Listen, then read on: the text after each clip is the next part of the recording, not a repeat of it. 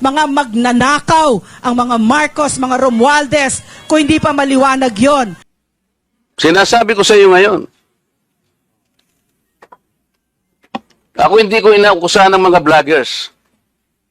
Kahit masasakit ang sinasabi nila, ngunit merong basihan. Meron silang pinagmumulan na basihan.